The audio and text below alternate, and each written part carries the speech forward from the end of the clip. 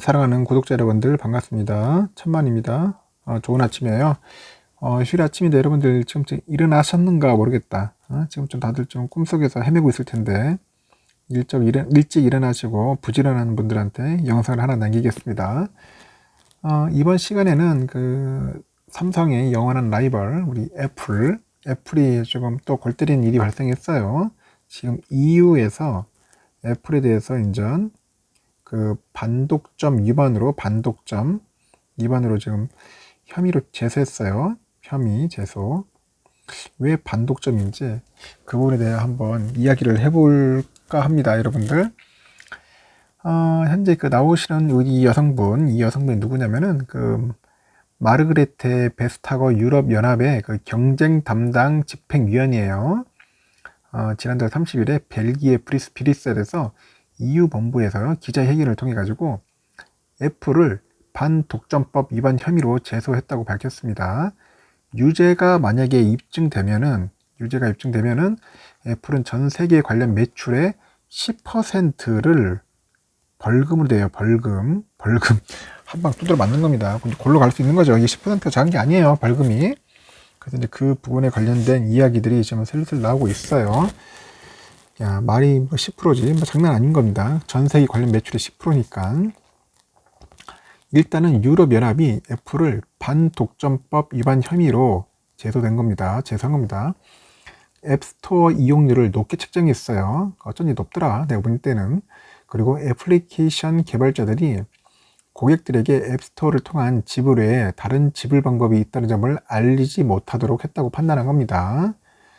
왜 이런 행위를 하는지 모르겠어요. 좀 정당하게 방법을 알리고 고지를 해야지 왜 이런 식으로 좀 하는지 참 답답합니다, 애플. 이번 제소는 2년 전 음악 스트리밍 서비스 업체 있죠, 스포티파이가 애플에 대한 불만장을 낸 뒤 시작된 반독점 조사에 따른 거예요.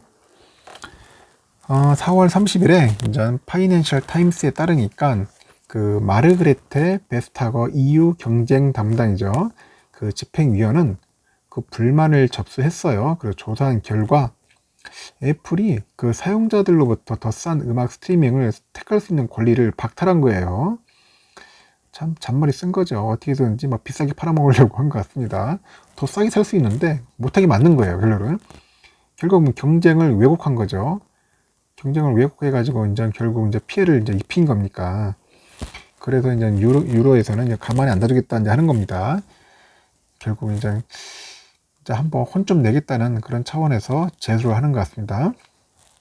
그래서 베스타거 위원은 기자회견에서 애플의 규정이 그 경쟁사들의 비용을 높였어요. 그리고 이들의 마진을 줄일 뿐만 아니라 이들이 애플 플랫폼에서 덜 매력적으로 보이도록 하는 그런 부정적 영향을 주고 있는 점을 우려하고 있다, 이렇게 말한 거죠. 참, 아이고, 우리 애플 참 가지가지 합니다. 보니까. 왜 비용을 높여? 자꾸 이렇게 하면 안 되는데.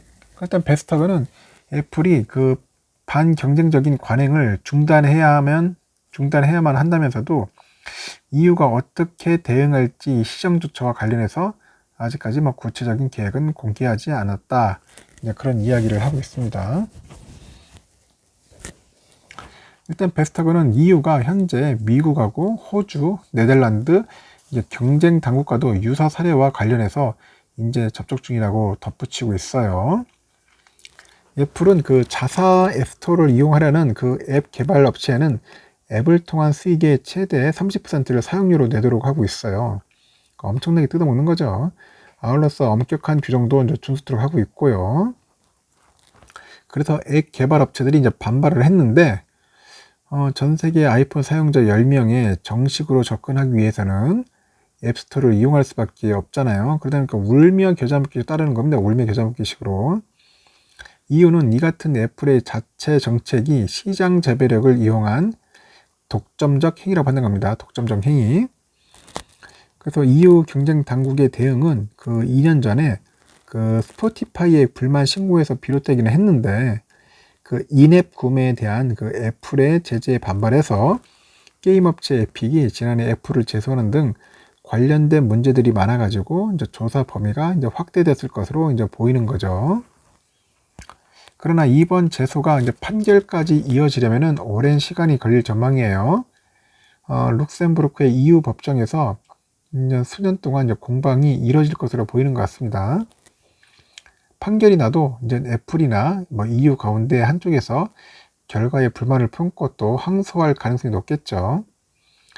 일단은 최종적으로 이제 애플이 EU 반독점법을 위반한 것으로 판결이 나면은 애플은 전 세계 관련 매출의 최대 10%를 이제 벌금 내야 돼. 벌금 크죠. 벌금을 내야 할 수도 있다. 이제 그렇게 보고 있고요.